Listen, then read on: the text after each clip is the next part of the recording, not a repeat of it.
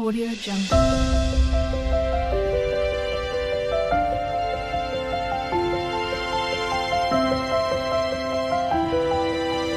Audio Jungle. ఆది కారణం మొదటి అధ్యాయం నుంచి ఒక్కొక్కరు చదువుతారా? నేనే చదువుతాను ఈ రెండు అధ్యాయాలు, ఎందుకంటే కొంచెం దీని మీద అనేకమైన మహానుభావులు వ్యాఖ్యానాలు చేసేసి కలిపి చెరిపేసి పాడు చేసి పడేది కదా. ఆది యందు దేవుడు భూమి ఆకాశములను సృజించాను. ఆది యందు భూమి ఆకాశములను సృజించాను.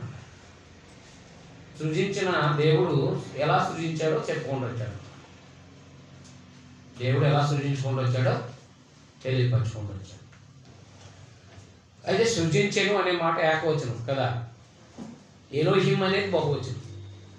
కాబట్టి సృష్టికర్త దేవుడే కాబట్టి అక్కడ పరిశుద్ధాత్ముడు ఉన్న క్రీస్తున్న సృష్టికర్త దేవుడే కాబట్టి ఆయనే సృజించాడని మనకి ఆది కాండంలో మొట్టమొదటి చెప్పారు. ఆది యందు దేవుడు భూమి ఆకాశములను సృజించాడు అనమాట. బెరెషిత్ బారా ఎలోహిం ఎట్ అసమాయిం అని మొదటి వచనం ఉంటారు. సృజించేను అనేది ఏకవచనం కాబట్టి మనము ముందున్న ఎలోహిం అనే పదాన్ని, ఈ బహువచనాన్ని ఇక్కడ దేవుడు అని తీసుకోవాలన్నమాట, సింగులర్గా. వారు అనే మాట వాడబడినప్పుడు, లేకపోతే చేశారు అనే మాట ఎక్కడైతే ఉందో అక్కడ మనం బహువచనంలో తీసుకోవాలన్నమాట. ఉదాహరణకి ఆదికాండం 3వ అధ్యాయంలో 4-5 వచనాల్లో మీరు దేవుళ్ళు వలె అవుతారని అంది.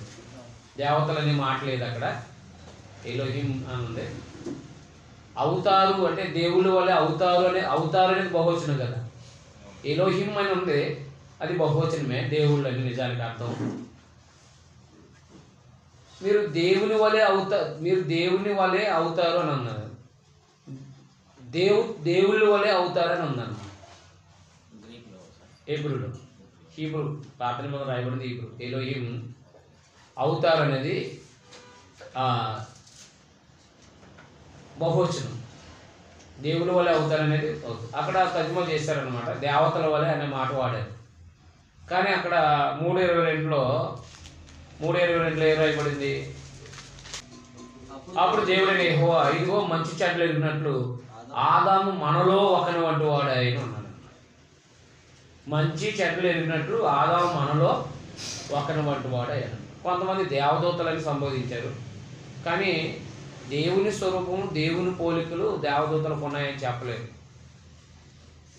ఆత్మలు అంతే, వాళ్ళు ఆత్మలు సేవకులు కదా ఆయన. కాబట్టి ఇక్కడ దేవుని వలె ఎలోహిం అన్నాడు అన్న. దూతలు అనేది మలాఖి ఉంది కదా. మలాఖి అంటే అర్థం ఏంటంటే మాల్ ఆహ్ అంటే దూత అని అర్థం.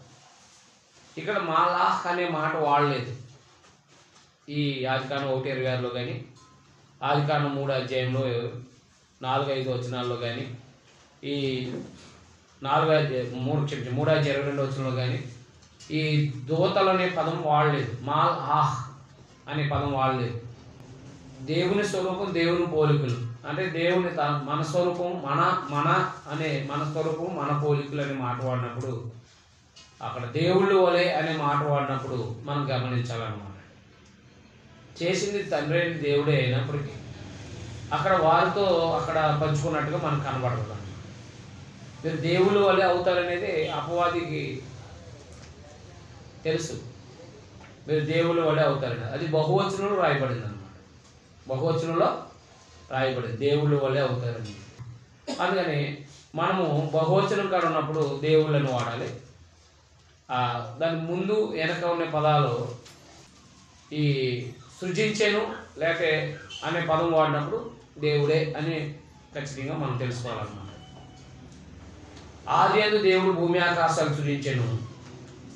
భూమి నిరాకారంగాను శూన్యముగాను ఉండేను.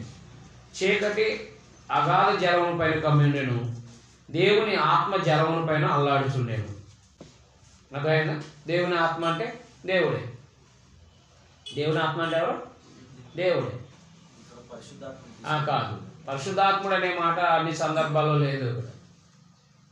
పరిశుద్ధాత్ముడు అనే మాట అన్ని సందర్భాల్లో లేదు.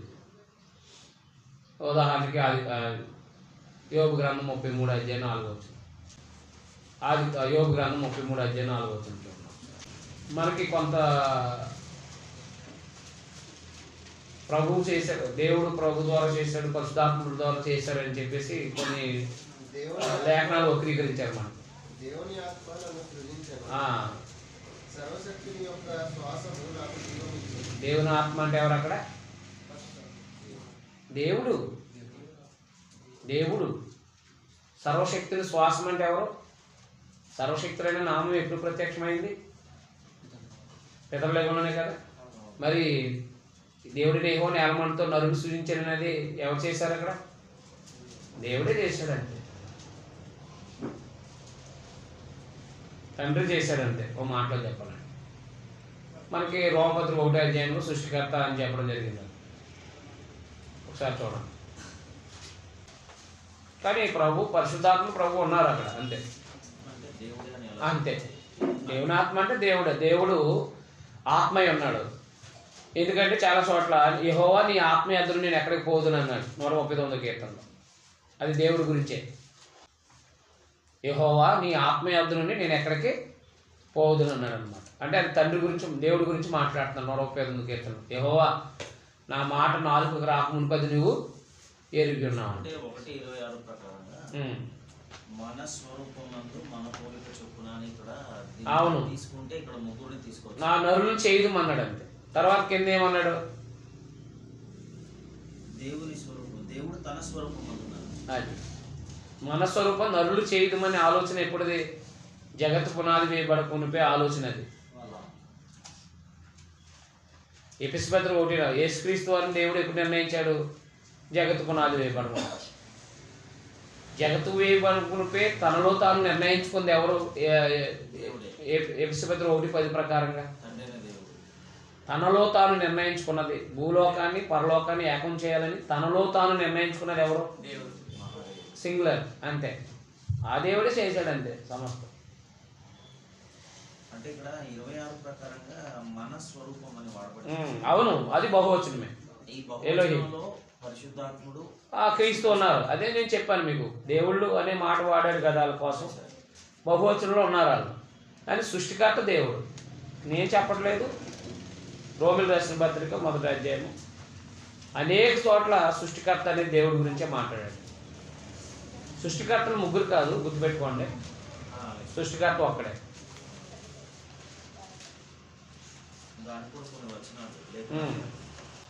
యెషయా గ్రంథం 40 నుంచి 49 వరకు ఏం చెప్తాడంటే నేనే సృజించి అనే మాట వాడతాడు. మానవుల్ని అందులో సమస్తమును నేనే సృజించి ఎవరికి ఇచ్చుడు న్యాయమని తోచునో నేను వారికే ఇస్తున్నాను అన్నాడు. అలాగే అపోస్తలులు 17, 24, 25 నుంచి మీరు చదివితే అక్కడ కూడా దేవుడు జగత్తును అందులో సమస్తాన్ని సృష్టించి అనే మాట వాడతాడు.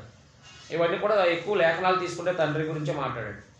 25వ వచనము రోమపత్రిక 1వ అధ్యాయము 25వ వచనంలో అటువారు దేవుని సత్యాన్ని అసత్యానికి మార్చి సృష్టికర్తకు అదనమాట.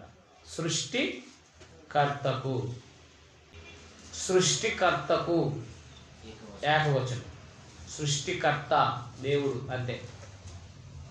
జగత్తును అందులో సమస్తాన్ని నిర్మించి అనే మాట వాడబడింది కూడా ఒక సింగులర్కే.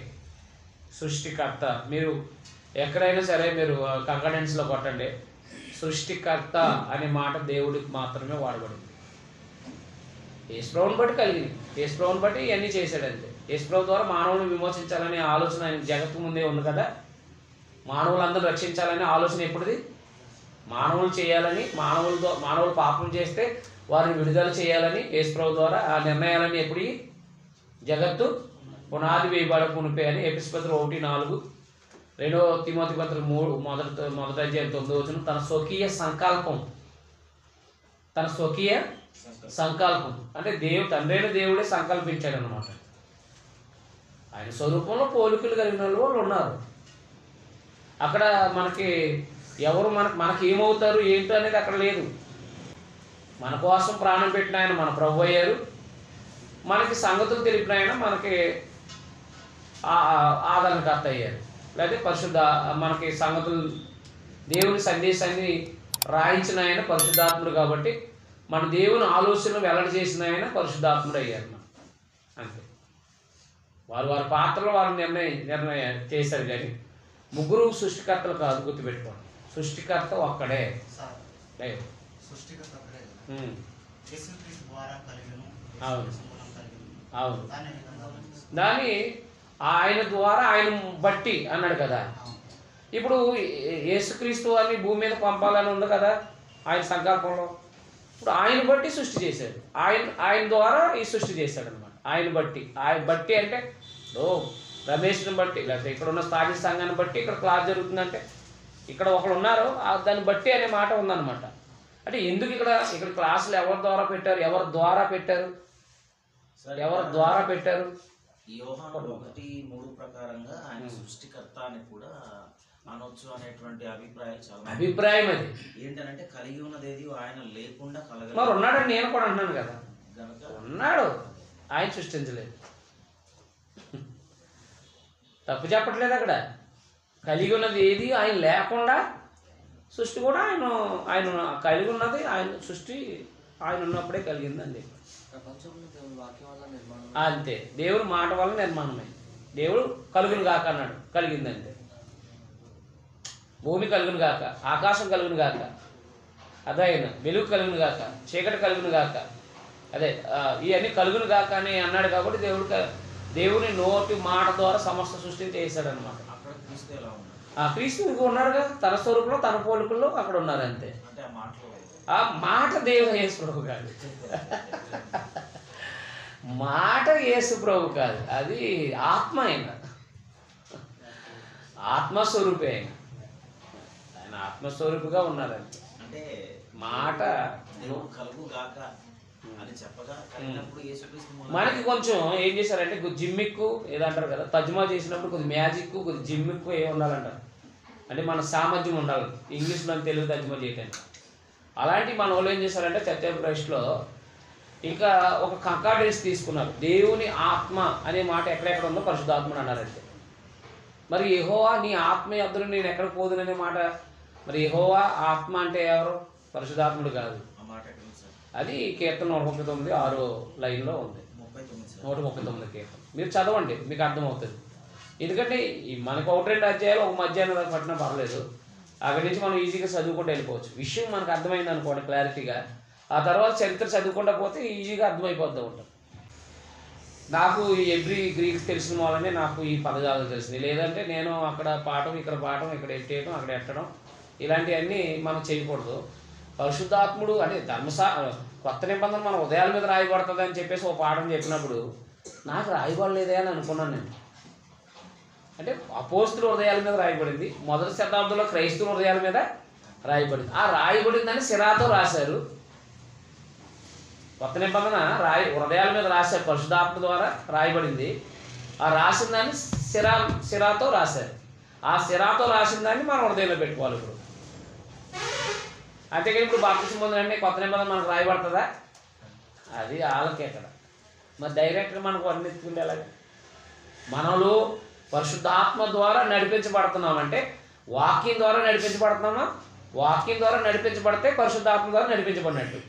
అప్పుడు వారిలో పరిశుద్ధాత్ముడు ఉండి మాట్లాడేవారు. ఇప్పుడు మనము పరిశుద్ధాత్ముడు రాయించిన సందేశాన్ని మాట్లాడుతున్నాం. జాగ్రత్త పెట్టుకున్న మాట. మనం ఇప్పుడు ప్రసంగాలు తయారు చేసుకోవాలి. అప్పుడు ప్రసంగాలు తయారు చేసుకోకలేదు, పరిశుద్ధాత్ముడు వారిలో ఉండి మాట్లాడేసేవాడు అక్కడ కావాల్సిన సందేశం. అపోస్తల కార్యము పత్రికల్లో చెప్పినప్పుడు అదే మొదటి శతాబ్దం అనుకోండి. ఇంకా మీకు అర్థమైందా? అందుకనే మొదటి పత్రికలో అది దేవుని సంబంధమైందా? ఆ ఆత్మ అనేక ఆత్మలు బయలుదేరినాయి.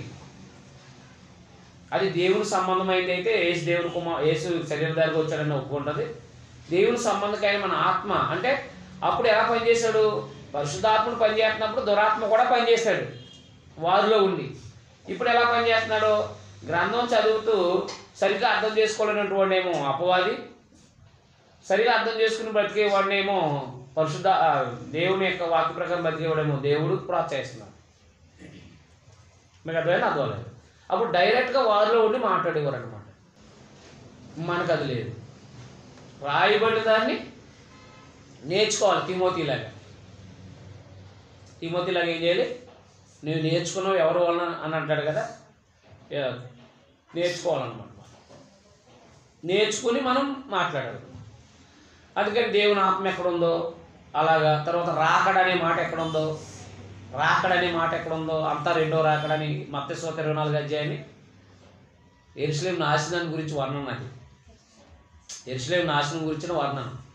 ప్రభు రాకడంటే ఒక దేశం మీద శిక్షించడానికి కూడా రాకడంటారు. పాత నిబంధనలు యెహోవా అన్నాడు, కొత్త నిబంధనలు క్రీస్తు రాకడన్నారు. మరి రాకడనే మాట ఎక్కడ తీసుకుంటే ఇది రెండో రాకడంటే ఎలా కుదురుతుంది? రోమీలు అంటే ప్రకటన గ్రంథంలో రోమా ప్రభుత్వం మీదకి దేవుడు తన ఉగ్రత కురిపించబోతున్నప్పుడు కూడా ప్రభు రాకడ, నేను త్వరగా వస్తున్నానని చెప్పాడు. నేను త్వరగా వస్తున్నానని చెప్పింది అక్కడ రోమా ప్రభుత్వాన్ని శిక్షించడానికి. మీకు అర్థమైందా? కాబట్టి త్వరగా వస్తున్నానంటే రెండో రాకడ అనుకున్నారు మనవాళ్ళు. మరి అలా అయితే ఎలా? రాకడనే మాట ఎక్కడ ఉందో అలా అబద్ధం చేసుకుని కంకాడెన్స్ అనేది మనకి కొంచెం ఇబ్బంది కలిగిస్తూ ఉంటుంది. అందుకని మనము సందర్భాన్ని గమనించుకోవాలన్నమాట. ఇక్కడ దేవుని ఆత్మ జలాలపైన అల్లాడుచుండేననే మాట చూసారా? అక్కడ దేవుడు సృష్టిస్తున్నాడని ఉందంటే, దేవుడు సృష్టిస్తున్నాడంటే, పొదుగుతున్నాడంటే, అదే దాన్ని బ్రూడెడ్ అన్నాడు,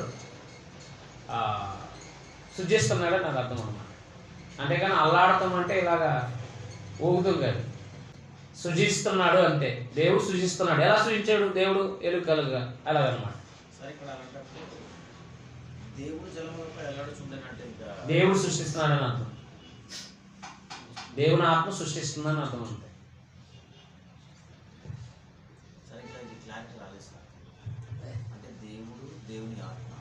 అక్కడ దేవుడు దేవుడే అంతే. దేవుని ఆత్మ అక్కడ పరిశుద్ధాత్మ పని ఏం లేదు, జస్ట్ ఉన్నారు అంతే.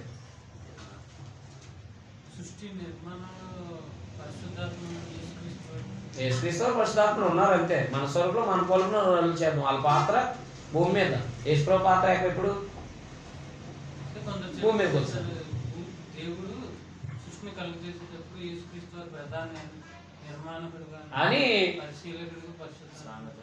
అని సామెతల గ్రంథం చెప్తారు. అసలు సామెతల గ్రంథం, సామెతలు అంటే ఏంటి?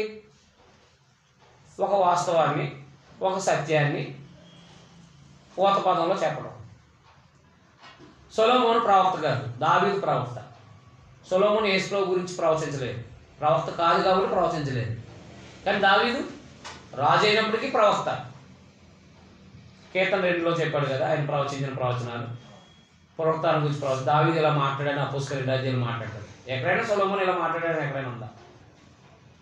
ఒకరుంటే సూత్రం ఉండదు. తల్లిదండ్రులని తల్లిని శిక్షించిన కుమారుడెవడు అనేది శిక్ష, అది జస్ట్ సూత్రం తీసుకున్నాడు. హెబ్రీ 12 అధ్యాయం. సొలొమోను ప్రవక్త కాదు, గుర్తుపెట్టుకోండి. యేసుక్రీస్తుని గురించి ప్రవచింపలేదు. ఆయన పుస్తకాలు ఎక్కడ కూడా యేసుప్రభు గురించి ఉండదు. ఆయన అనుభవ జ్ఞానం అంతే, ఆయన అనుభవ జ్ఞానం. అందుకని సామెతలు ఏంటంటే భౌతికమైన జ్ఞానం గురించి మాట్లాడాడు. భౌతిక జ్ఞానాన్ని నిర్మించాడు, యేసుప్రభు నిర్మించలేదు. భౌతిక జ్ఞానం నిర్మించాడు దేవుడు, భౌతిక జ్ఞానాన్ని సృష్టించాడు. యేసుప్రభుని నీవు నిర్మించలేదు, సృష్టించలేదు యేసుప్రభుని. యేసుక్రీస్తు వారు ఉన్నారు అంతే. యేసుక్రీస్తు వారు ఉన్నారు, సృష్టించబడిన వాడు కాదు ఆయన. దేవుని సృష్టికి ఆది అయిన వాడు అంటే అర్థం ఏంటి? క్రైస్తవ్యానికి మొదటి వాడు అని అర్థం అన్నమాట. అది అపార్థం చేశారు. కొత్త నిబంధన పునరుత్థానంలో మొదటివాడు అలా అన్నమాట. దేవుని కుమారుడు మొట్టమొదటివాడు, తర్వాత కుమారుడు అలా మొదటివాడు అంట.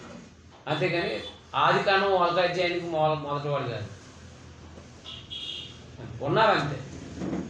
తండ్రితో పాటు పరిశుద్ధాత్మలు ఉన్నారు, ప్రభు ఉన్నారు. ఏమీ లేదు, ఏమీ లేదు. దేవుని ఆత్మని మనకి కొంచెం జనాల్ని, దేవుని ఆత్మ అంటే పరిశుద్ధాత్ముడు, యేసుప్రభు సృష్టి ఎంతంటే పరిశుద్ధాత్ముడు సృష్టి నిర్మాణం చేశాడని ఏదో మనకు కొంచెం లాజిక్లు వేసారండి. దేవుడు అంటే ఎలోహిం, సృజించెను ఏకవచనం తీసుకోవాలంటే మనం ఎలోహిం తీసుకోవాలి.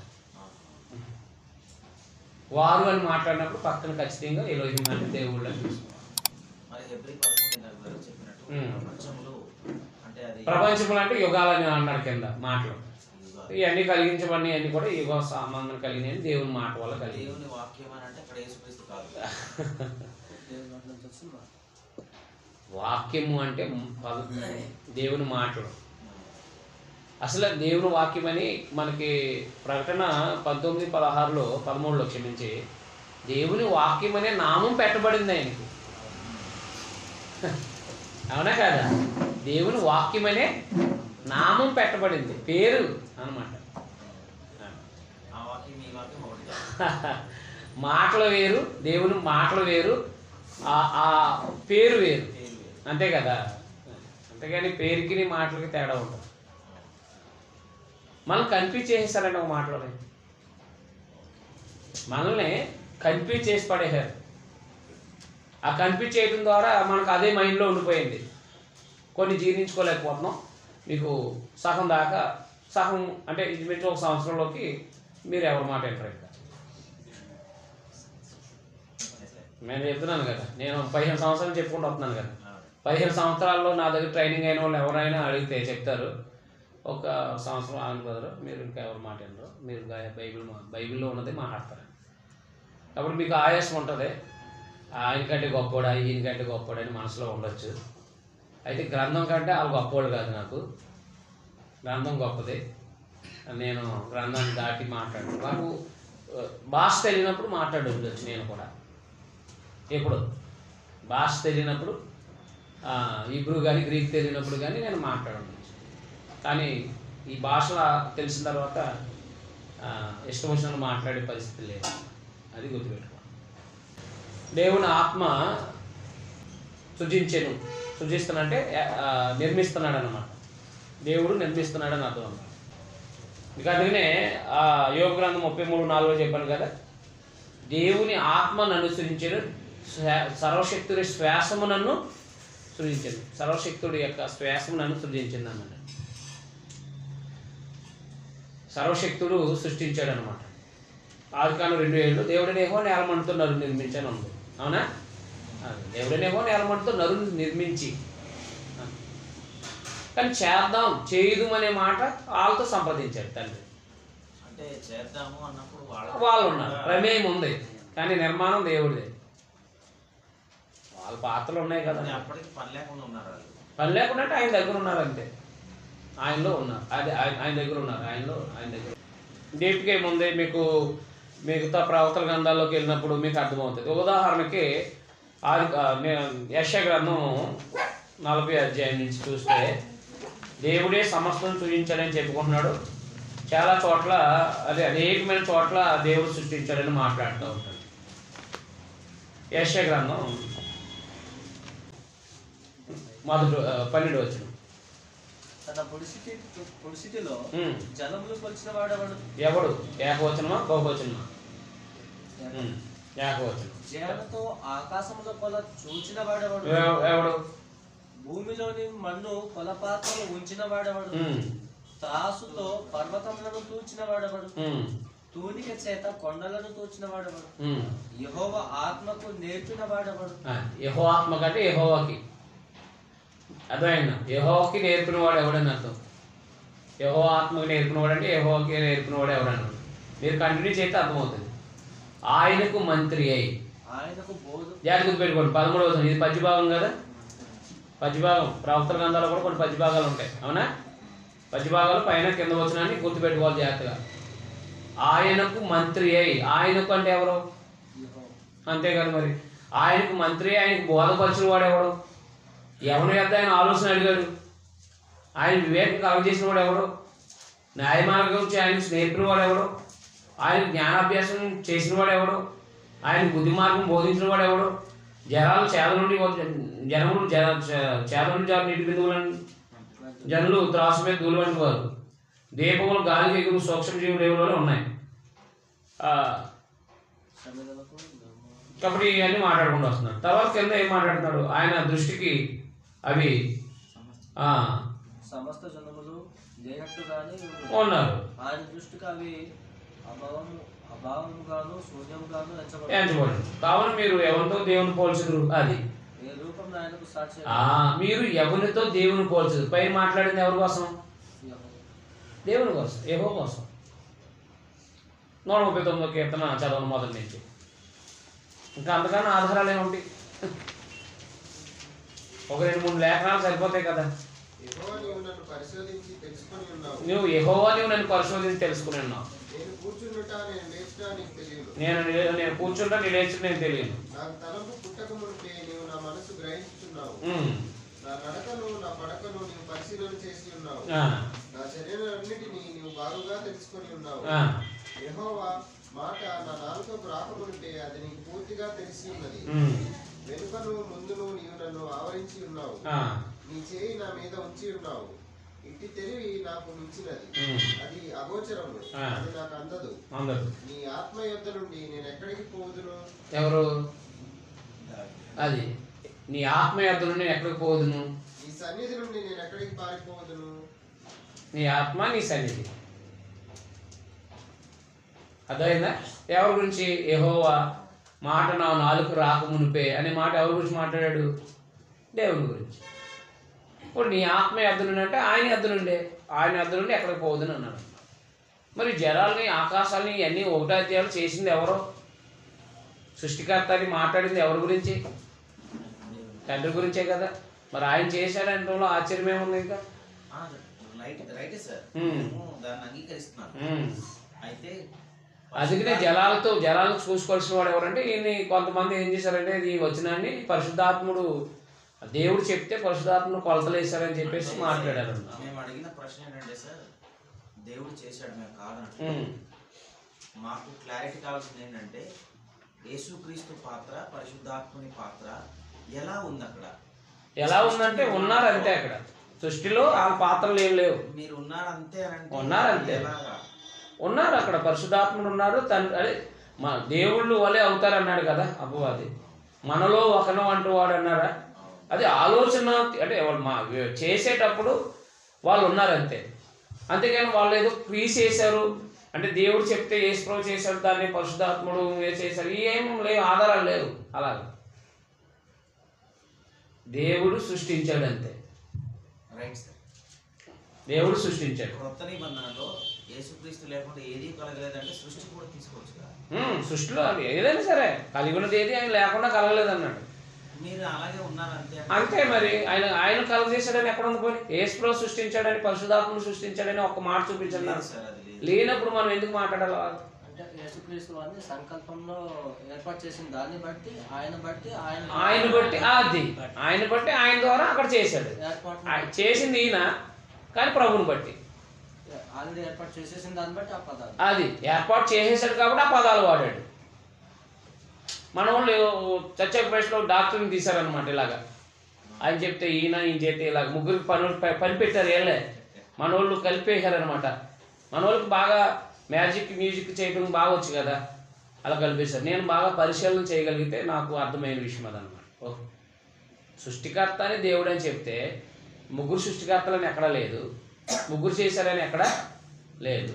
దేవుడే సృజించాడని స్పష్టంగా అనేక చోట్ల ఉంది. మీరు సృష్టికర్త అని కొట్టండి, ఎన్నిసార్లు దేవుడి గురించి వస్తుందో చూడండి. ఒకే ఒక తండ్రి గురించి వస్తుందండి. సమస్తము దేవుడే సృష్టించాడంతే. అందుకని సృష్టికర్త ఆయనకు ఆపాదించబడింది.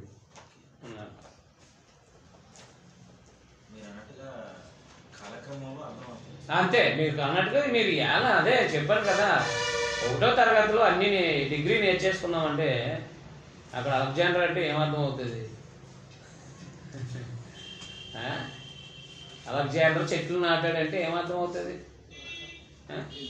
వాళ్ళకి తెలియనటువంటి అలెగ్జాండర్ చెట్లు నాటాడంటే అలెగ్జాండరా ఆయన ఎవరో అంటారు. అప్పుడు ఆయన ఎవరో అర్థమవుతుంది. ఎప్పుడు అర్థమవుతుంది? మన భారతదేశాన్ని పరిపాలించిన వాళ్ళు రాజుల్లో ఒక ఆయన అనే సంగతి ఎప్పుడు అర్థమవుద్ది? కొంచెం 9th క్లాస్కి 10th క్లాస్కి వచ్చాక అశోకుడు చెట్లు నాటించాడని మాకు చిన్నప్పుడు చెప్పారండి. ఓహో, ఈ రాజు మనకు చేశాడా మన దేశంలో అని చెప్పేసి అంటారు. ఎప్పుడు అర్థమైంది అది? అందుకని మీరు కొత్త నిబంధన మనకేమీ లేదు. ఆది కాండం, నిర్మాకాండం, లేవి కాండం, సంఖ్యాకాండం, ద్వితీయోపదేశకాండం అయిపోయినట్టే మత్తయి సువార్తకి వెళ్ళిపోతాం, అపోస్తలుల కార్యాలకు వెళ్తాం. అక్కడ మీకు చెప్పాను కదా, ఒక సంవత్సరంలో మీకు ఏమీ డౌట్లు ఉండవు. మీకు మూల భాషతో కూడా పాటు వివరిస్తాను. మూల భాషలో కూడా అది ఏ ఫామ్ చేశాడో, అది ప్లోరల్ సింగులర్లో ఏలో చేశాడో కూడా మీకు వివరిస్తాను, రాసి మరీ వివరిస్తాను. రాని దాన్ని మీకు ఏదో రాసేస్తే ఎందుకు ప్రయోజనం ఉండదు. అక్కడ అవసరం వచ్చినప్పుడు వివరిస్తాను. అన్నిలు ఎలా పాపం చేశారంటే ఏం చెప్పాడు? సృష్టికర్తకు ప్రతిగా స్పష్టాన్ని ఊహించారు. మరి యోగ గ్రంథం 12:7 కూడా ఏమన్నాడు? భూమిని గురించి ధ్యానించు, ఆకాశ పక్షులు విచారించు, మృగాలను విచారించు, యెహోవా కలగజేయలేదని ఎవరో తెలుసుకోలేనివాడు ఎవరు అన్నాడు. కాబట్టి దేవుడిని సృష్టించాడని. బబులోను రాజు గురించి విషయం మాట్లాడుతున్నప్పుడు భూమిని ఆకాశాన్ని నేనే సృజించి అది ఎవరికి ఇచ్చిన న్యాయం అని నాకు తోచునో వారికే ఇస్తున్నాను, ఇప్పుడైతే నా దాసుడికి బబులోను రాజుకి ఇస్తున్నానని చెప్పాడు. మరి ఆయనే ప్రవక్త ద్వారా ఆయనే చెప్తున్నప్పుడు మనం ఎందుకంటే మళ్ళా లేని పాత్రలో కల్పించి చేయము? అందులో ఉన్నారు అంతే. కాబట్టి నిర్ణయించింది దేవుడే. కాబట్టి భూమి మీదకి పంపించింది కూడా యేసుప్రభువు వారు, పరిశుద్ధాత్మను పంపించింది కూడా దేవుడే కదా. మరి సమస్త నిర్మాణకుడు, సమస్త సృష్టికర్త ఇవన్నీ కూడా ఆయనకే వస్తాయి కదా.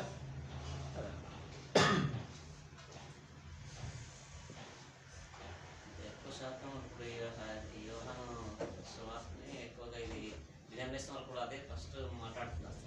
యోహాను సువార్త తెలీదు. యోహాను సువార్త ఎందుకు రాశారు తెలుసండి? తెలీదు. యోహాను సువార్త ఎందుకు రాశారు? యోహాను సువార్తలో మిగతా వాళ్ళు రాయలేని యోహాను గారు ఎందుకు రాశారు? అక్కడ పొడిచినప్పుడు రక్తము నీళ్లు కారిని అని చెప్పేసి ఎందుకు రాశారు? మీకు అర్థమైందా? యేసుక్రీస్తు వారు మొదటి వివాహానికి వెళ్ళారని ఎందుకు రాశారు? మరి యేసుక్రీస్తు వారు యేసుక్రీస్తు శరీరధారిగా రాలేదని అబద్ధ బోధ అక్కడ ఉంది. మీకు అర్థమైందా? మొదటి యోహాను పత్రిక చూడండి ఒకసారి. చూసారు మీరు ఇవన్నీ రావాలంటే ఇవన్నీ నేర్చుకుంటేనే కదా ఇవన్నీ అర్థమయ్యేది. మరి ఇక్కడికి రావాలంటే మీరు లాస్ట్కి వచ్చేసారంటే ఏంటి? మరి నేనేం చేయను? ఏం అర్థమైపోద్ది? ఇప్పుడు అన్నీ వివరించి చెప్పేసిన ఏదో లేఖనం మిమ్మల్ని వెనకలాగితేనే ఉంటుంది, అర్థం కానిది. అయితే అంటే మీకు ఒక్కసారి అర్థం అవుతుందని నేను అంటున్నాను. ముందుకు వెళ్ళే కొలది మీకు విషయాల సంగతులు అర్థమవుతాయి. కానీ అడగండి. మీరు అడిగింది నాకు జ్ఞాపకం ఉంటుంది ఏది ట్రైనింగ్ అయ్యేదాకా. ఎవరెవరు ఏం అడిగారో తెలుస్తుంది. అదే మీరు ఏమేమి మామూలుగా ఇప్పుడు అందుకనే మీకు ఏం తెలియదని వింటే కనుక ఆగి ఉంటుంది. ఇలా ఇంతకుముందు తెలిసిన ఆలోచించమంటే అదే నన్ను బుర్ర తినేదంతా కూడా నా దగ్గర ట్రైనింగ్ అయిన వాళ్ళు అందరూ కూడా అక్కడ నేర్చుకుని వచ్చి ఇక్కడ ఆలోచించడం మొదలెడితే నా బుర్ర తినటం మొదలెట్టేవారండి. నేనేం బాధపడను, గ్రంథం వచ్చి కదా. రాకపోతే అదో ఇదో మూడేసి అదేసి మూడేసి ఇదేస్తే అయితే ఇప్పుడు అని అడిగితే యేసుప్రభు ఏం చేశారు, పరిశుద్ధాత్ముడు ఏం చేశారంటే నేనేం చెప్పను? సృష్టికర్తనే వాళ్ళు ఏం చేశారు, ఏం చేయలేనప్పుడు ఏం చెప్పను నేను?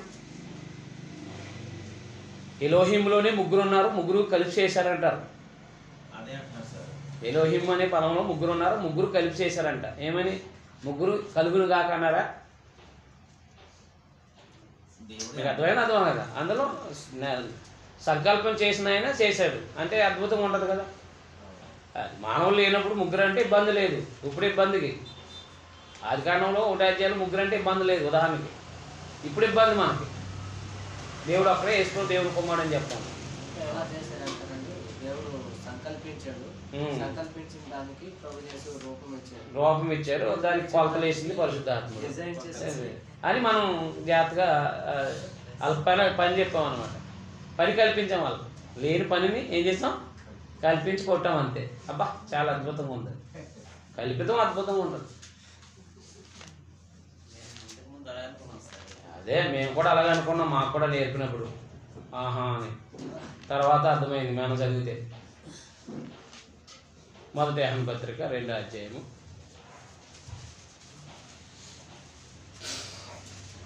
22వ వచనం. మొదటి యోహాను పత్రిక. యేసు క్రీస్తు కాడనే చెప్పువాడు తప్ప ఎవర బతుకుడు? తండ్రిని కుమారుని ఒప్పుకొనని వీడే క్రీస్తు విరోధి. అదన్నమాట. కాబట్టి తర్వాత 4వ అధ్యాయం 2వ వచనం. యేసుక్రీస్తు శరీరధారి అయి వచ్చెనని ఏ ఆత్మ ఒప్పుకొనునో అది దేవుని సంబంధమైనది. జాగ్రత్త పెట్టుకోండి. యేసుక్రీస్తు శరీరధారిగా వచ్చెనని ఏ ఆత్మ అంటే అక్కడ ఏ బాగుంది అనమాట. యేసుక్రీస్తు శరీరధారిగా రాలేదు. 2వ పత్రిక, యోహాను రాసిన 2వ పత్రిక.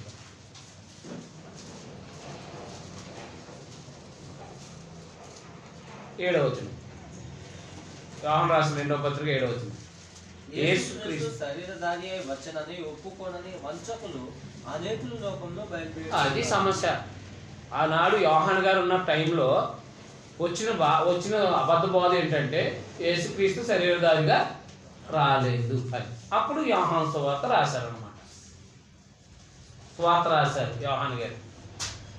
ఇది ఆదిలో ఉన్న ఆయన శరీరాన్ని ధరించుకొచ్చారని, ఆ వాక్యము శరీరధారి మన మధ్య కృపాశక్తి సంపూర్ణుడిగా నివసించానని. అది మేము చూసాం కల్లారా, మా చేతులు తాకినాయి అని మొదట్లో చెప్పుకొచ్చారు. మేము ఆయన చూసాము, మా కళ్ళు చూసి మా చేతులు తాకిని, అదే మీకు చెప్తున్నాము అన్నారు. అప్పుడేమో యేసుక్రీస్తు శరీరధారిగా రాలేదన్నారు. ఆయన పొడిచిన వాడు సాక్ష్యం ఇస్తున్నాడు. రక్తము నీళ్లు కాదు. రక్తము నీళ్ళు ఎక్కడ ఉంటాయి? శరీరంలోనే ఉంటాయి. రక్తము నీళ్లు కలిపి ఎక్కడ ఉంటాయి? కాబట్టి ఆయన పొడిచిన వాడు సాక్ష్యం ఇస్తున్నాడు. యేసుని చనిపోవడం లేదని పొడిచిన వాడు యేసుక్రీస్తు శరీరధారిగా వచ్చాడని సాక్ష్యం ఇస్తున్నాడు. పరిశుద్ధాత్మలు కూడా యేసు శరీరధారిగా వచ్చాడని సాక్ష్యం ఇచ్చారు. అవునా కాదండి? కాబట్టి సాక్ష్యం సత్యం, దేవుడు సాక్ష్యం సత్యం. ఈ నా ప్రియకుమారుడు ఈయన నేను ఆనందిస్తున్నాను. అది మరీ బలమైందని మొదటి యోహాను పత్రిక 5వ అధ్యాయంలో ఆ సందర్భాన్ని అక్కడ మాట్లాడాను అనమాట. యోహాను సువార్త ఎందుకు రాశారంటే అసలు ఆయన ఉనికి ఏంటి, ఆయన ఎప్పుడు ఉన్నాడో, ఆదిలో ఉన్నాడో, ఆదిలో ఉన్నవాడు శరీరాన్ని ధరించుకొచ్చాడు. అదే ఆయన శరీరం ఎవరికి? ఆత్మకే కదా. మరి మాటలకి ఆత్మ కాదు, ఆత్మకి శరీరం కావాలి. అందుకని ఆయన దేవునితో సమానుడైంది, దేవునితో సమానంగా ఉండి విడిచిపెట్టుకున్న భాగ్యమని ఎంచుకోలేదు. కానీ తను రిక్తుడిగా చేసుకున్నాడని ఫిలిప్పీ పత్రికలో చెప్పాడు కదా, తగ్గించుకున్నాడని. చూడండి 5వ అధ్యాయము 6వ వచనం. మా మొదటి యోహాను పత్రిక 5వ అధ్యాయము 6వ వచనం. నేల ద్వారాను ఈయనే ఈయన నేలతోనూ మాత్రం కాదు, నేలతో రక్తంతో వచ్చాడు. ఆత్మసత్యం కనుక సాక్ష్యం ఇచ్చేవాడు ఆత్మయే. సాక్ష్యం ఇచ్చేవారు ముగ్గురు అనగా ఆత్మయు నీళ్లు రక్తం, ఈ ముగ్గురు ఏకీభవించున్నారు. పరిశుద్ధాత్ముడు ఈ వ్యక్తి కాబట్టి ఈ జడ పదార్థాలు రెండింటిని కూడా ముగ్గురు అనే మాట వాడాడు అనమాట. 3 అనకూడదు కదా, పరిశుద్ధాత్ముడు ఉన్నాడు కదా. మరి పరిశుద్ధాత్ముడు ఉన్నాడు కాబట్టి 3 అనకూడదు. నీరు ఒకటి, అదే రక్తం ఒకటి అనొచ్చు. కానీ పరిశుద్ధాత్ముడు ఉన్నాడు కాబట్టి ముగ్గురు సాక్ష్యం ఇస్తున్నారు అన్నాడు అన్నమాట. నీళ్లు, రక్తం, ఆత్మ, పరిశుద్ధాత్ముడు సాక్ష్యం ఇస్తున్నారు. తర్వాత కింద ఏమన్నాడు ఆయన? ఆత్మ సత్యం కనుక సాక్ష్యం ఇచ్చేవాడు ఆత్మయే. సాక్ష్యం ఇచ్చేవారు ముగ్గురు అనగా ఆత్మ, నీళ్లు, రక్తం ముగ్గురు ఏకీభవించున్నారు. మనం మనుషుల సాక్ష్యం అంగీకరిస్తున్నాం కదా. దేవుని సాక్ష్యం మరీ బలమైనది. దేవుని సాక్ష్యం ఆయన తన కుమారుని గురించి ఇచ్చినదే అన్నాడండి. ఈయన నా ప్రియకుమారుడు, ఈయన ఎందు నేను ఆనందిస్తున్నాననే సాక్ష్యము దేవుడిచ్చాడు కదా. అంటే యేసుక్రీస్తు శరీరధారిగా వచ్చాడా రాలేదా? వచ్చాడనమాట. శరీరధారిగా రాలేనప్పుడు ఆత్మస్వరూపుగా ఉన్నాడు, ఆయన పనిచేశాడు. మొదటి పేతురు పత్రిక 3వ అధ్యాయం 19వ. దేవుని దీర్ఘ సత్వం ఇంకా కనిపెట్టుచుండేటప్పుడు భూలోకం నోవహు దినంలో ఓడ సిద్ధపరచబడుతుండగా అవిధేయులైన వారి యొద్దకు, అంటే దేవుని వాక్యానికి విధేయత లేనట్టు వాళ్ళు చెరలో ఉన్న ఆత్మల యొద్దకు, పాపం అనే చెరలో ఉన్న ఆత్మల యొద్దకు ఆయన ఆత్మరూపిగానే వెళ్ళి, అది ఎవరు? ప్రభు అని యేసుక్రీస్తు వారు. ఆయన ఆత్మరూపిగా వెళ్ళి వారికి ప్రకటించింది నోవహు కాదా? కానీ ఆత్మరూపిగా ఉండి ప్రోత్సహించింది ఎవరన్నమాట? ప్రభు అయిన యేసుక్రీస్తు. నోవకాలంలో ఆత్మరూపిగా ఉన్నాడని చెప్పారు కదా. మరి నోవకాలంలో ఆత్మరూపిగా ఉన్నప్పుడు ఆదికాలం 1వ అధ్యాయం ఎలా ఉంటారు? ఆత్మే కదా. అదన్నమాట. కాబట్టి దేవుని ఆత్మ అంటే దేవుడు సృజించాడని ఉందన్నమాట. దేవుడు సృజించాడు, ఎలా సృజించాడో చెప్పుకొస్తున్నాడు. ఎందుకంటే జరిగిపోయిన తర్వాత రాశాడు కదా, జరిగిపోయిన తర్వాత రాశాడు కాబట్టి ఎలా చేసుకుంటూ వస్తున్నాడో ఆది కాండంలో చెప్పాడు. జరిగిపోయిన తర్వాత రాశారు కాబట్టి దేవుని ఆత్మ అనగా దేవుడు సృష్టించుతూనే ఉండను. ఎలాగంటే ఎలుకాలం, దేవుడు ఎలుకాలం ఉండి ఎలుక కలిగింది అని చెప్పాడు అనమాట. చూడండి అక్కడ, చీకటి అగాధి జలాలపైన కమ్మి ఉండేను, దేవుని ఆత్మ జలాలపైన అల్లాడుచుండేను. అల్లాడుచుండడం అంటే అర్థం ఏంటి? సృజించుచుండేను అని అంటే, దేవుడు సృజించుండేను అని అంటే, లేకపోతే ఏర్పాటు చేయుచుండేను అన్నమాట, లేకపోతే పొదుగుచుండేను అన్నమాట. ఇలాంటి పదాలు వస్తాయి. ఏర్పాటు చేయడం అనేది మంచిది పదం, అవునా కదా?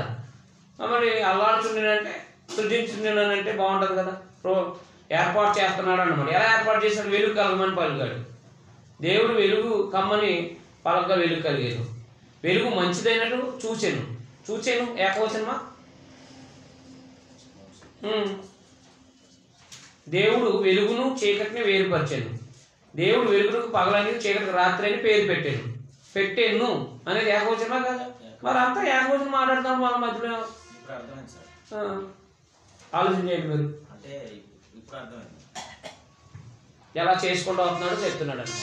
ముందు చేసేసాడని చెప్పాడు, ఎలా దేవుడు ఎలా సృష్టించుకుంటూ వస్తున్నాడో చెప్పాడు అంతే కూడా. 26లో నేను కాదంటలేదు కదా, వాళ్ళని మన స్వరూపాన్ని మన పోలికను అరులు చేయడం అనే మాట ఉన్నప్పుడు నేను వాళ్ళని వెతికి నేను అక్కడ లేరంటలేదు కదా.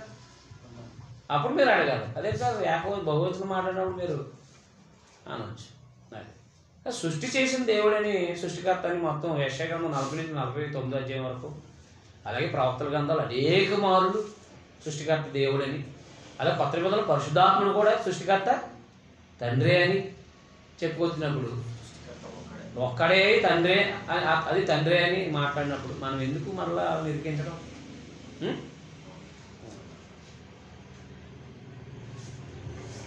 కాబట్టి ఆయన చీకటి రాత్రిని ఆయన పేరు పెట్టాను. అస్తమయం ఉదయం కాలగా ఒక దినమైంది అన్నాడు.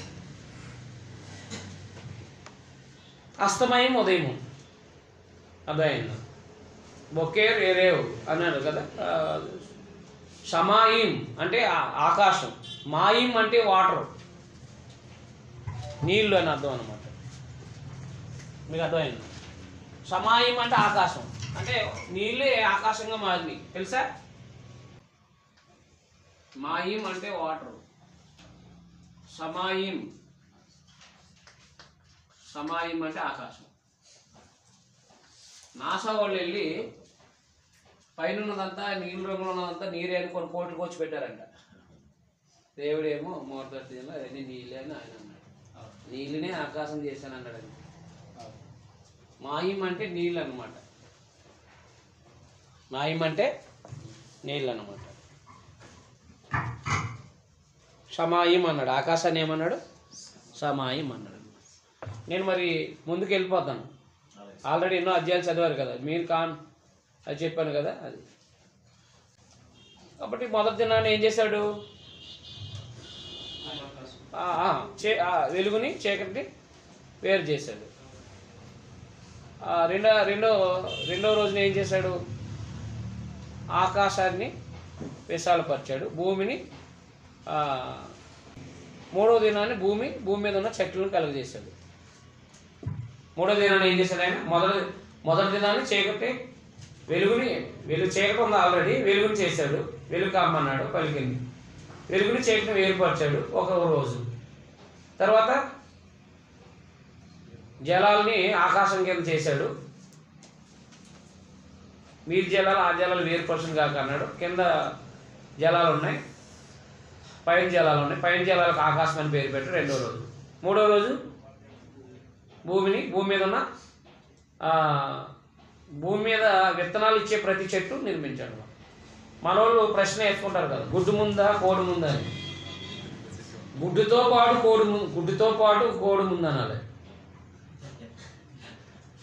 అంటే గుడ్డుతో పాటు సృష్టించాడు, అవునా? గుడ్డు ముందా కోడి ముందా అంటా ఉంటాం. గుడ్డు ముందంటే కోడి ఎలా వచ్చిందంట, కోడి లేకుండా గుడ్డు ఎలా వచ్చిందంట. కోడి ముందంటే మరి కోడికి గుడ్డు ఎలా వచ్చిందంట. గుడ్డుతో పాటు కోడి అనాలన్నమాట. ఇప్పుడు విత్తనం ఉందా చెట్టు ముందా అంటే విత్తనం చెట్టుతో పాటు విత్తనం చేశాడు దేవుడు. అది ఆ మాట సరిపోద్దా కదా, అదే అందుకని జనాల్ని ఇబ్బంది పెడతానికి ఇలాంటివన్నీ వాడవచ్చు. చెట్టు ముందా అది ముందా ఇది ముందా, కానీ దేవుడు ఏమన్నాడు, తమ తమ చెట్లను 11వ వచనం భూమి మీద తమ జాతి ప్రకారం తమలో విత్తనముగా ఫలమిచ్చు ఫలవృక్షాన్ని భూమి మీద మెలిపించిన కాదని పలక ఆ ప్రకారం అయిందంట. అవునా? ఇంకా 3వ రోజున ఏంటి, భూమి మీద ఉన్న విత్తనాల చెట్లు. తర్వాత 4వ రోజు సూర్యచంద్రుని. అదేంటండి, ఒక రోజు గడవాలంటే సూర్యుడు, ఒక రోజు నీకు గడవాలంటే సూర్యుడు, దేవుడికి గడవాలంటే సూర్యుడు అక్కర్లేదు. దేవుడు కనిపించాలంటే ఏమక్కర్లేదు, సూర్యుడు అక్కర్లేదు దేవుడికి, మనకు కావాలి. మనకు ఒక రోజు గడవాలంటే సూర్యుడు ప్రమేయంతో జరగాలి. ఇప్పుడు దేవుడికి సూర్యచంద్రులు అవసరం లేదు. కాబట్టి ఆయన ఎందుకు ఏర్పాటు చేశాడంట, దేవుడు చూడండి 16వ వచనంలో దేవుడు 2 గొప్ప జ్యోతులను పగటిని ఏలుటకు రాత్రిని ఏలుటకు చేశాడు అనమాట. నిర్మాణం చేసినప్పుడు అన్నీ ఒకసారి ఉంటాయా? గడియారం చేసినప్పుడు ముందు ఏం చేయాలి అతను, గడియారం మిషన్ చేయాలా, ఆ తర్వాత అంకీలు చేయాలా, అవునా కదా? ఆ తర్వాత టైం ఎక్కడైందో అక్కడ తీసుకొచ్చి ఎట్టాలా, అవునా కదా? అది నిర్మించిన వాడు కూడా ఒక క్రమం చేయాలి కదా, ఆర్డర్లో పెట్టాలి కదా. ఇప్పుడు కారులు నిర్మిస్తున్నారు, ఒకసారి ఇంజిను చేసి వెళ్ళిపోతుందా, మనం దానికి డొక్కు చేయాలా, దానికి ఆఫ్ ఆన్ పెట్టాలా, అప్పుడు ఇవ్వాలి, అవునా కదా? అలా వదిలేస్తే ఆకులు ఏమీ లేకపోతే ఏమవుద్ది? అందుకని ఒక క్రమ పద్ధతిలో చేస్తున్నారు లేదా, అదన్నమాట. అందుకని దేవుడి పిల్లలుగా సృష్టి చేసేటప్పుడు దేవుడు అన్నీ ఒక క్రమబద్ధీకరణ చేసి అవన్నీ కలగ చేయడానికి చేశాడనమాట. అవన్నీ కూడా ఈ సూర్యచంద్రులు అనేది ఎందుకు ఏర్పాటు చేయడంటే రోజులు సూచనలు ఏర్పరచబడడానికి దేవుడు చేసినట్టుగా మనకి గ్రంథం చెప్తున్నాను. అది 4వ రోజుని సూర్యచంద్రులు చేశాడు, 6 నక్షత్రాలను చేశాడు. 5వ రోజుని ఏం చేశాడు 20వ వచనంలో, సమస్త జీవరాశుల్ని, సముద్రంలో చేపలు, అవునా కదా, భూమి మీద పక్షులు, అవి 5వ రోజు. 6వ రోజు మృగాల్ని ప్లస్ మానవుని. 24 దేవుడు వాడి జాతి ప్రకారం చేయగల వాటి జాతి ప్రకారం పశువులు పరుగులు అడవి జంతువులను భూమి మీద పుట్టింది కాక పలికిన ఆ ప్రకారం దేవుడు ఆయా జాతుల ప్రకారం అడవి జంతువులు, ఆయా జాతుల ప్రకారం పశువులు, ఆయా జాతుల ప్రకారం నేలను ప్రతి పురుగు చేసేది. అది మంచిదని దేవుడు చూసేది. దేవుడు మన స్వరూపమందు మన పోలిక చెప్పిన నరుడు చేయడము, వారు సముద్రపు చేపలని ఆకాశ పక్షుల్ని సమస్త భూమి మీద ప్రాపు ప్రతి జంతువుని ఏలుదురుగా కానీ పలికేది. అంటే సృష్టించిన తర్వాతే కదా ఆయన్ని ఏలుబడి కింద ఏర్పాటు చేశాడు. కాబట్టి 6వ దినాన్ని ఎవరు చేశాడు, దేవుడు మానవుని చేశాడు. ఎవరిని, ఆదాముని అవ్వని కూడా. అర్థమైందా? కానీ ఎవరి స్వరూపం అంటే, ఎవరి స్వరూపం అంటే సెల్లేం, ఆయనలాగా నాకు మనం సెల్లేం అంటే ఆయనలాగా, ఆయన ఎలా ఉన్నాడో అలా చేశాడన్నమాట. సెల్లేం అన్నాడు అన్నమాట. హీబ్రూలో సెల్లేం అంటే ఆయనలాగా. దేవుడు మన స్వరూపమందు మన పోలుకు చెప్పిన నరులు చేయదుము. అది మన స్వరూపం చెప్పిన మన పోలుకు చెప్పిన నరులు చేయదుము అన్నాడు. మన స్వరూపం, మన అన్నప్పుడు బహువచనమా కాదా? అది మన స్వరూపం మన పోలిక చెప్పిన నరులు చేయదు అంటే దేవుని స్వరూపంలాగా దేవుని పోలికల్లో మరొకరు ఉన్నారనమాట. దేవుని స్వరూపంలో దేవుని పోలికలో ఒకరు ఉన్నారు అంతే. ఇక్కడ అర్థం చేసుకోవాల్సింది అది ఎవరు అనేది మనకి పరిశుద్ధాత్ముడు, క్రీస్తు అనే సంగతులు మనకు తర్వాత తెలిసినాయి. అవునా? కొత్త నిబంధనలు తెలిసినాయి, అవునా కాదా? అంతే. చేయదుమని అంటే చేద్దామని అర్థం. అర్థమైందా? నరులను చేయదుమన్నాడు అనమాట. చేయదుమని చెప్పి ఆయన ఏమన్నాడు మరి తర్వాత, దేవుడు తన స్వరూపమందు నరుని సృజించాను, దేవుని స్వరూపమందు వాడిని సృజించాను. మన స్వరూపంలో మన పోలికను నరులు చేద్దామని చెప్పాడు ఆయన. చేసింది ఎవరు? దేవుడే అని మనకి 33:4 యోగ గ్రంథంలో చెప్పాడు అనమాట. దేవుడు ఎవరు నరులు చేశాడని చెప్పేసి. నరులను నేనే సృజించి అంటాడు కదా యెషయా గ్రంథంలో. నరులను నేనే సృజించాను అంటాడు అనమాట. అంటే దేవుడు ఏకవచనంలో మాట్లాడతాడు. భూమిని దాని మీద ఉన్న సమస్తాన్ని నేనే సృజించి ఎవరికి ఇచ్చిన న్యాయమని అనే మాటలో కూడా వర్తిస్తాయి అన్నమాట. దేవుడు తన స్వరూపమందు నరుని సృజించెను అనేది ఏకవచనం బహువచనమా? మరి అన్నప్పుడు మళ్ళీ బహువచనం ఎందుకు పెట్టాలి? చేయదు అన్నప్పుడు బహువచనం, చేసేనన్నప్పుడు ఏకవచనం. అంతకుముందు ఆలోచన అది, నరులు చేయదు కార్య ఆలోచన అది, చేయదు అనేది ఆలోచన, చేసాను అనేది ఏకవచనం. అది గమనించాలంట చదివేటప్పుడు. మీరు అవన్నీ తీసేయండి, పాత తీసేయండి, కొత్తగా నేర్చుకోండి, ఆ తర్వాత ఆలోచన చేయండి మీరు. అంతేనా? పాత తీసేయండి. తాత ఏం చెప్పాడు, ముత్తాత ఏం చెప్పాడు వద్దు మనకి, ఇంకా డైరెక్ట్ గ్రంథం ఏం చెప్పింది అంతే.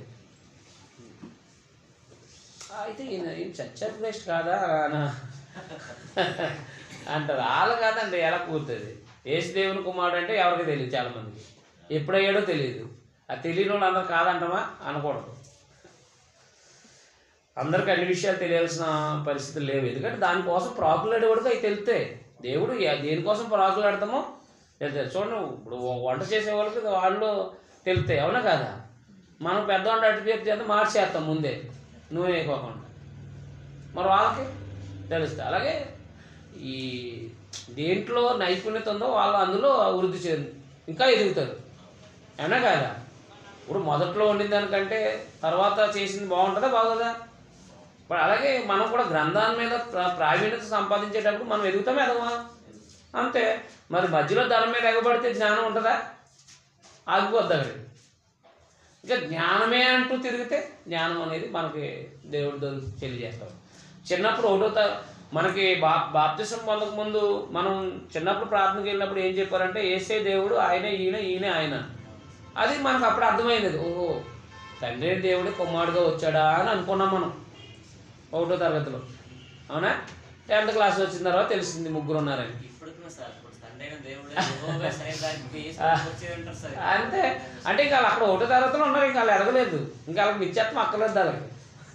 వాళ్ళకి అందులో ఇంకా వాళ్ళు పిహెచ్డీ చేసేసారు అందులో.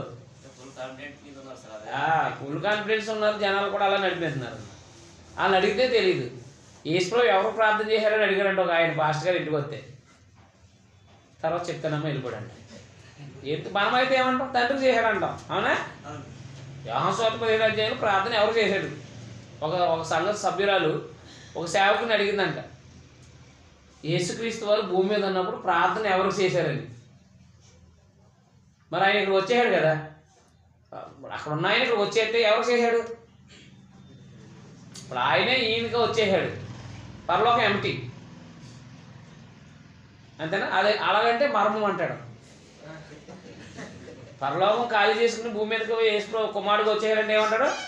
ఎంటీ అంటే ఎంటీ కాదు, అక్కడ ఆవిడ మహిమ ఉంది అక్కడ, కానీ ఇక్కడ ఉన్నాడు అంటాడు.